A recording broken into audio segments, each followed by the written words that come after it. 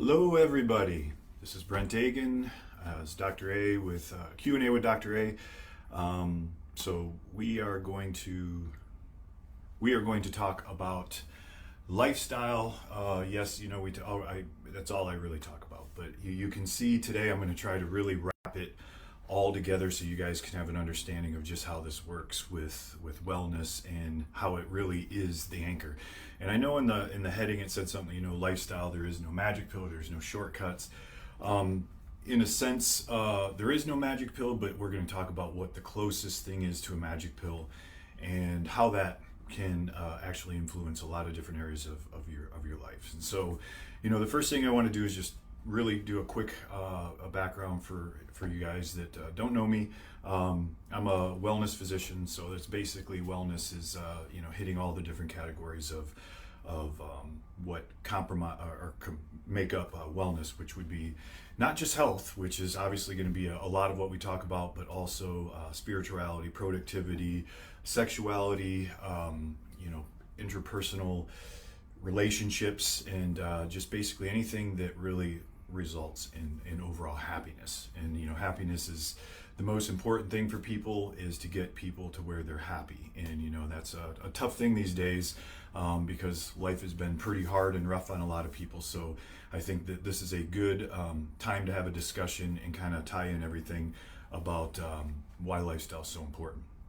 But first, so I've spent my whole career practicing outside of traditional medicine, and so that means that I have not been influenced by anybody but my own research and my own clinical observations through treating patients, how I take care of myself, and doing all I can to go out and find as much information as I can on exactly what we can do to maximize not only our health but our wellness, our happiness. How do we get to a happy point and sustain it? And so, spending my time, I selfishly was evaluating everything I could in medicine for myself. I'm aging just like you guys are, so I wanted to really know everything I could find out in medicine that's going to allow me to be happy for as long as I can, which is really wellness.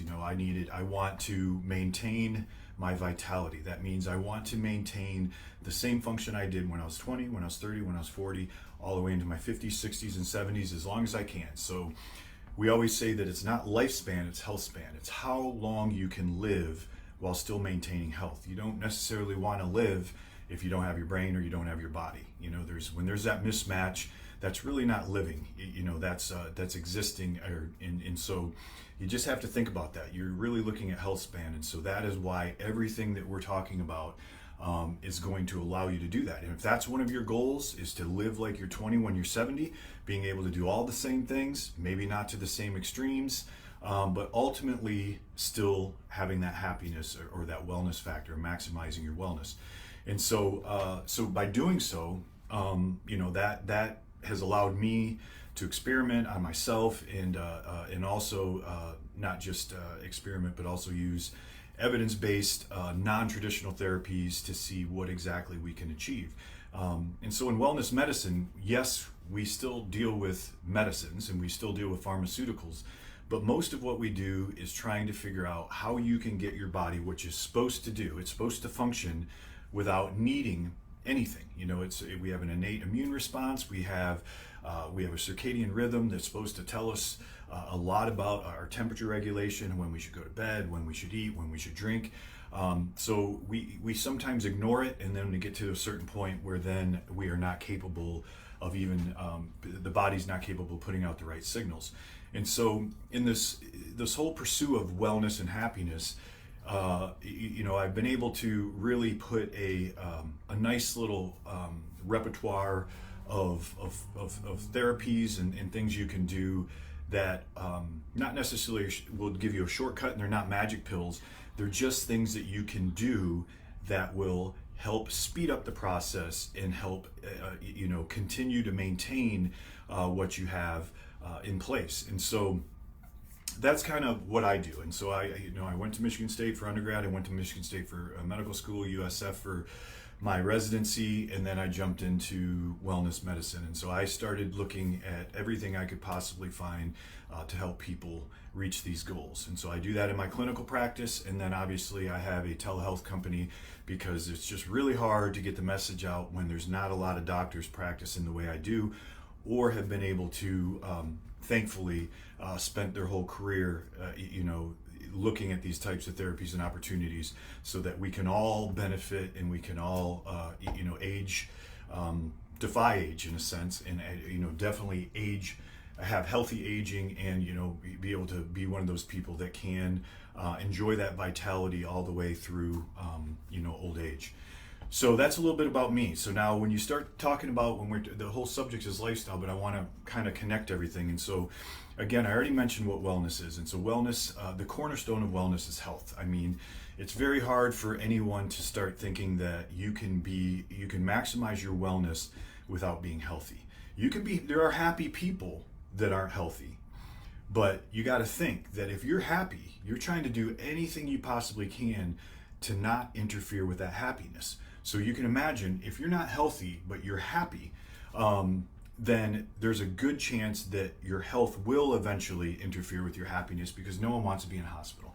No one wants to go to doctors. No one wants to feel sick. No one wants to be run down. No one wants lack of energy or anything that can chip away at the happiness. So you can't really fully embrace happiness the way I believe you should without being healthy.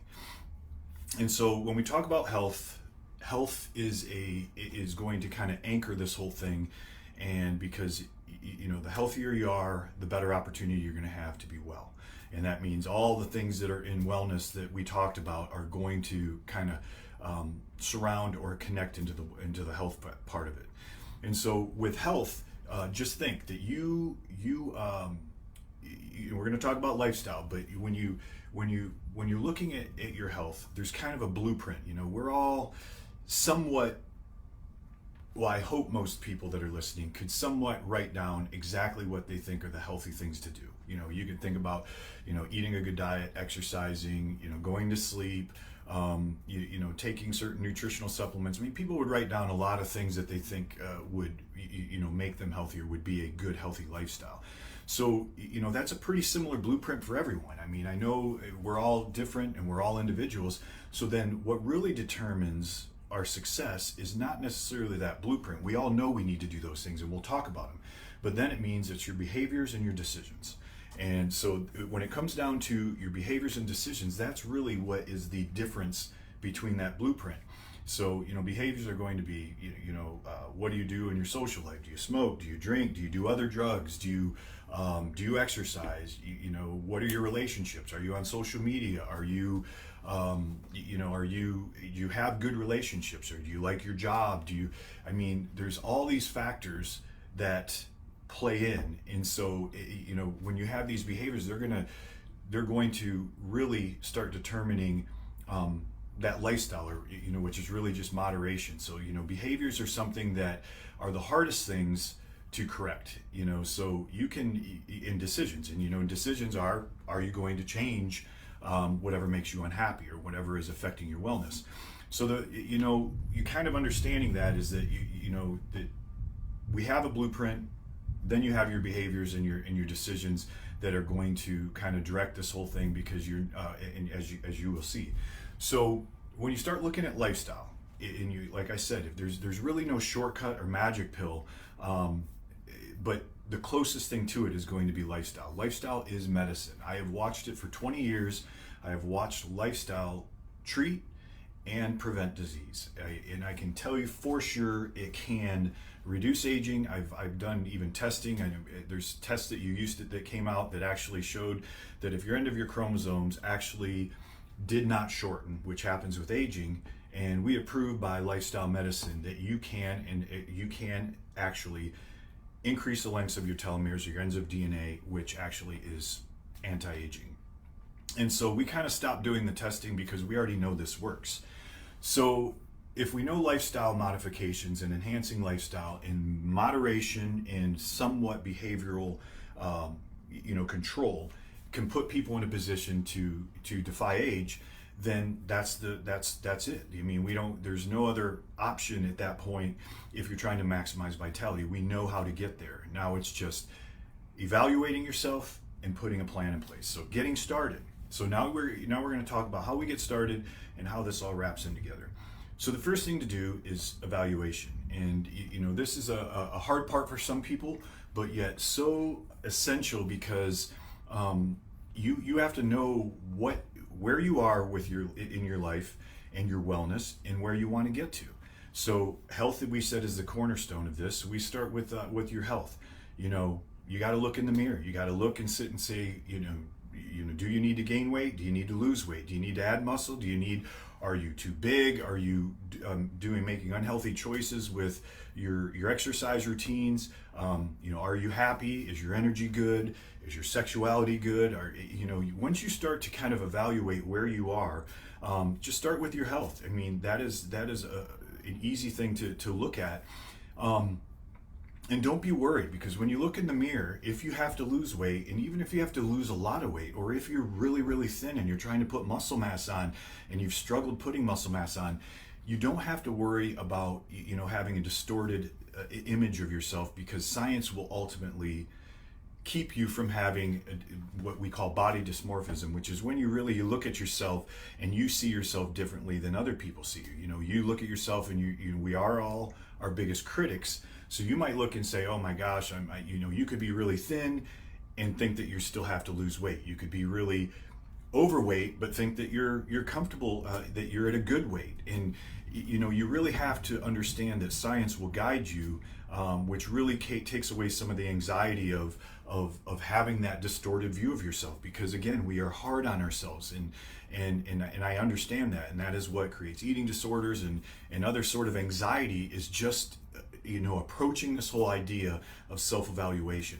But you have to do it. You have to look and see where you're at and where you want to get to, because if you really look and you evaluate yourself and you are not happy with where you're at, then that exact understanding means you have to change something. So if you're not happy, whatever you're doing is not working. So that means you are going to have to change. You have to change something. So once you realize you have to change something, that is where the opportunities come. So now you can start looking at all the parts of your lifestyle and say, what do I not have in place?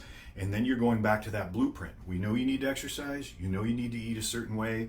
You need to get good sleep. You need to have relationships. Research has shown that you also have to have, if you are in a relationship, that you have to have a meaningful relationship. So you have to evaluate your sexuality, because that is a big part of happiness, especially if you're in a close relationship. And so once you start looking at that, then that is when you can start changing. And so now there is a little bit of individuality in your lifestyle. So there's a lot of information out there about lifestyle, about sleep, diet, and exercise. What can you do to improve your sleep? What can you do to improve your exercise? Or what exercise strategy should you engage in? As far as your diet goes, there's a lot of diets out there. I mean, so many of them.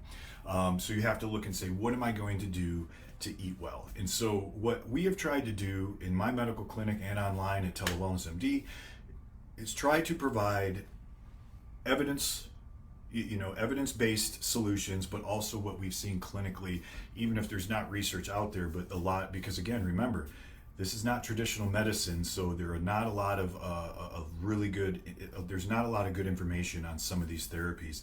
But what we do know is that these therapies can help. So there is you do have to start looking at a little bit of the science, but also understand that there is a lot of information out there. So we've done a lot of this work for you to find the best solutions that have the most science and the best opportunity for long-term gains. So when we talk about certain exercise strategies, we talk about intermittent fasting or our carb rub program, there's a reason why we put all that information together, because I've spent a lot of time watching people succeed and fail at all sorts of different ways of eating, exercising, trying to get their sleep.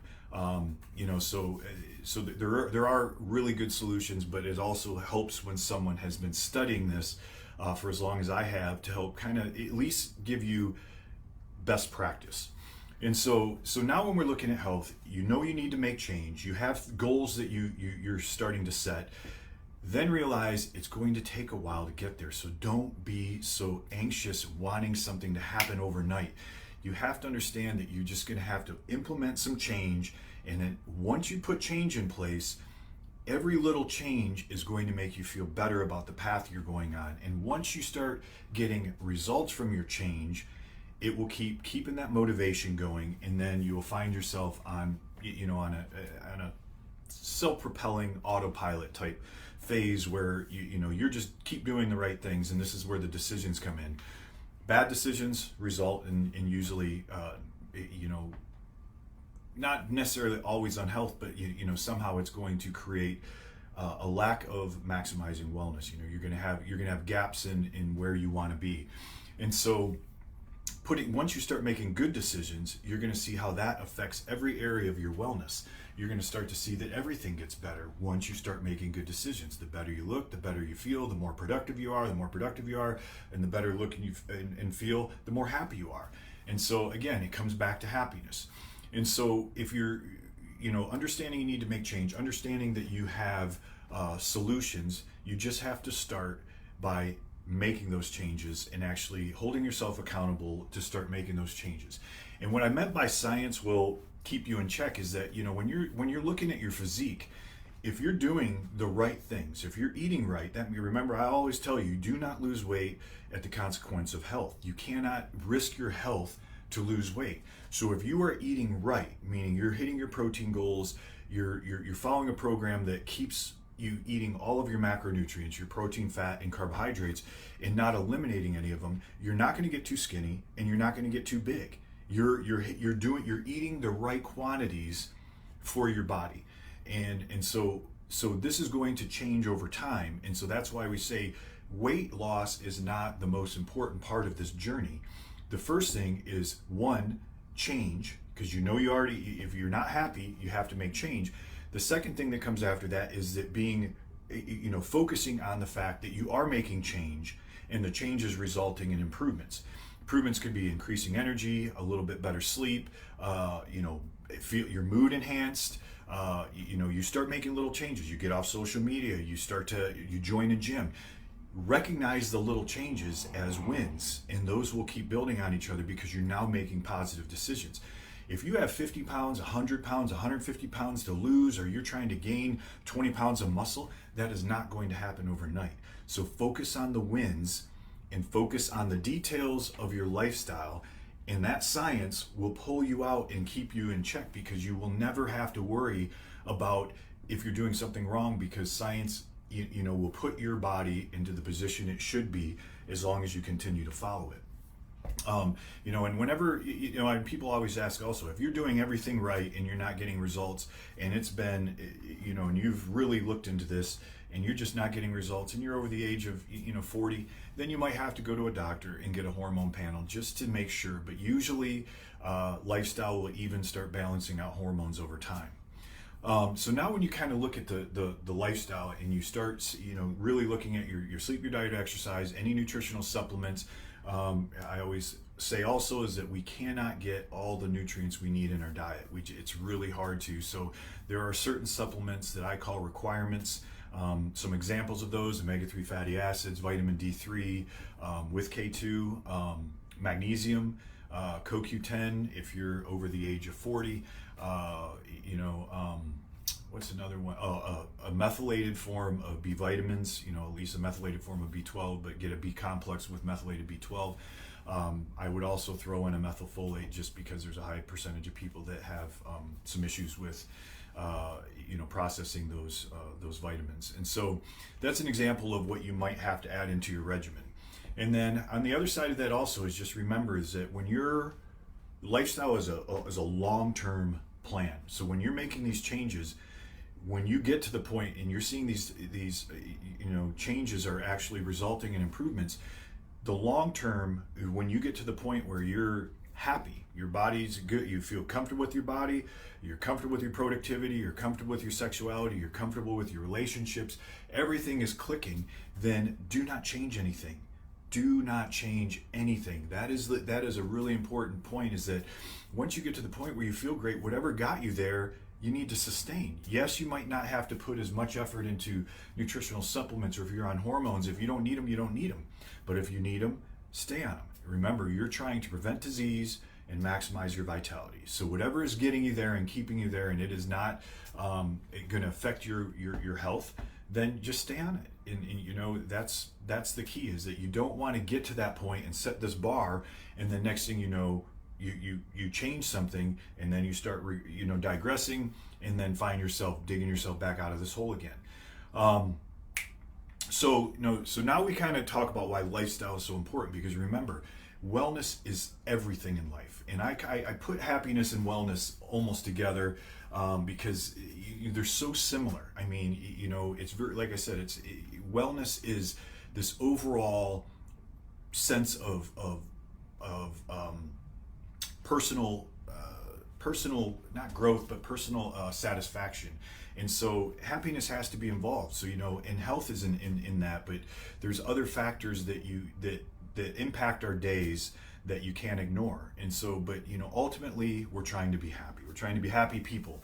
And so lifestyle is going to drive that. It is going to be your solution to everything. It's unfortunately in this world, we're in a very strange time as far as people just really evaluating themselves and understanding, that you need your health if you want to sustain your happiness or your wellness. Because it's really sad when a great example is when people work their whole lives and they retire, but they paid no attention to their health. They retire, they're now ready to enjoy their retirement, which fill their days with whatever they want to do, and they have a catastrophic event because they ignored their health. So that's what I'm saying. It anchors everything. Your health is going to anchor your ability to have sex, or if you want to have sex. So you kind of think that a little bit of vanity in all of us, helps with our confidence. It helps with our engaging in sexual activity. It helps us with being productive. Obviously, what I kind of look at it is, to put this into perspective, is that when you're walking around or you look in the mirror, what you see is what everyone else sees. And so if you know that you are the only one that can control yourself, this is you can't control your kids, you can't control your parents, you can't control your friends. You're the only one that you can control. So when you are walking around, you're a walking billboard of your behaviors. Remember, there's a blueprint for health, and then there's behaviors and decisions. So you're a walking billboard of your behaviors and your disciplines. And so everyone's going to look at you and sit there and say, well, you either have very bad control of your behaviors or you're making bad decisions. Because ultimately, if you are proud of yourself and you're happy with who you are, and you're trying to maximize happiness. So I'm not telling you not to be happy in your skin if you're overweight, if you're underweight, whatever, but both of those can have consequences to your health, which then can have consequences to your happiness. Obesity is a disease. Nobody can sit there and say that they are comfortable being sick. You shouldn't. And so if you kind of understand that you are in control of yourself, you should take it serious and be proud of the way you manage your one thing that you can control, and only you can control it. So you look in the mirror, evaluate yourself, and start letting science provide a path for you that's going to get you feeling better, more energy, and usually productivity, spirituality, all these things start falling into place, and you reach a happiness level that you did not realize you can get to. So just understand that I'm not telling people, the reason I tell people to focus on their lifestyle is because ultimately it results in happiness. And even when people don't think that these changes, or they need to change, if you are not healthy, you're threatening your happiness. And so if you think about it that way, it's like planting weeds in your own backyard to pull them later. If you don't want to be in the hospital, if you don't want to be sick, then don't ignore it now just because you're happy now and life is great, but you're really not healthy. It will eventually come back to bite you. So you can see again, lifestyle is going to drive everything. And so I kind of want to leave this is that, we have lots of solutions, and we have really all the solutions to get people headed in the right direction with their lifestyle. And then it just takes work. You're a project, you're worth it. Your time is in you. Your health and your time are your most valuable assets, and you want to maximize your time being happy and enjoying every bit of your time feeling the best you can. So then you have to pay attention to these solutions, and you have to get started. And remember, the wins is life. Every time you make a decision or a change that results in a positive action, take that and run with it, because you are already on the right path. And more importantly is, and I'm going to leave with one final little thought, but you know, if you simply think about you know, wellness, or if you make happiness and wellness interchangeable, you know, and you're working really hard at your happiness. If you're working as hard as you can every day, and you get up and you're working hard, you know, super hard on just being happy and making these little changes, then you can't fail. That's the beauty of it, is that when you get up and you work hard on yourself, everyone around you is going to feel that hard work. And when something doesn't go right, it doesn't matter, as simple as it can be or as complex as it can be, a car wreck versus, dropping your lunch or your breakfast, or your, you know, on your way to your car. It doesn't matter. If you're trying the hardest as you can, all you can do is manage whatever problem you have, try to learn from it, and then forget about it. Because guess what? It's already past you. You just got to keep on pushing. And if you're working as hard as you can, you can't fail. You can't call yourself a failure if you're trying as hard as you can, because you can't try any harder than that. So all you can do is learn, move on, and forget. And so a very good quote that I like to lead people with is that, what is really the definition of happiness? And the definition of happiness is really being healthy, kind, and the definition of happiness is being healthy, happy, and kind with a bad memory. So that's kind of what I was just saying, is that just, man, if you're healthy, you're happy, and you're kind, and you have a bad memory, meaning that as soon as something bad happens, you don't let it drag on and affect your path. And if you can live by that, you will be flying in a new direction. And that is the simplest thing to think about, is, you know, and you know, I have kindness in there, because that's to treat people the way you want to be treated, which is a huge part of interpersonal growth, but also maximizing vitality. Because once you do that, you see that everything starts to fall in place. The healthier you are, the happier you are, and the more you forget anything that is bad, because you're making better decisions, that those are going to get less and less and less. And it's so much easier to understand how to deal with things like that when you're working really hard on yourself. So hopefully that kind of puts some perspective into the type of medicine I practice.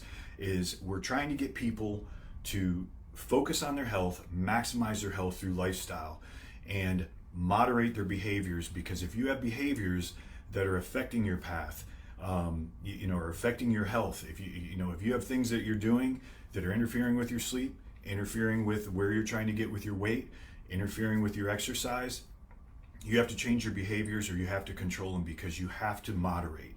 And so that is what the key to lifestyle is moderation. There's nothing you really can't do, as long as you don't do it all the time, and you have your health as number one. So hopefully this makes sense. Again, we have all the tools. You just have to navigate through TeleWellnessMD.com. If you guys have any questions, please reach out to us. Look at our resources online, and we look forward to the next. I think in 2 weeks we're going to have Rodney Bailey back, and also either Brendan Wagner or Ben Rudda. These are some professional athletes, and we're going to talk a little bit about how this same conversation we just had works for everybody. I work extremely hard on myself. These guys work extremely hard on themselves, even in sports, but also to make the changes that they've done, and to hear athletes talk about kind of their journey as they get out of professional sports, or is what their type of changes they have to make. You're going to see that we're all in the same position. We all have to work hard on ourselves, but the result and the return on that investment of time and resources is going to pay you back tenfold. And so again, hopefully this was meaningful. Hopefully you guys can start on your journey, because everybody can find success. There's nobody that can't find success as long as you start with change. All right, that is it. We'll see you in a couple weeks.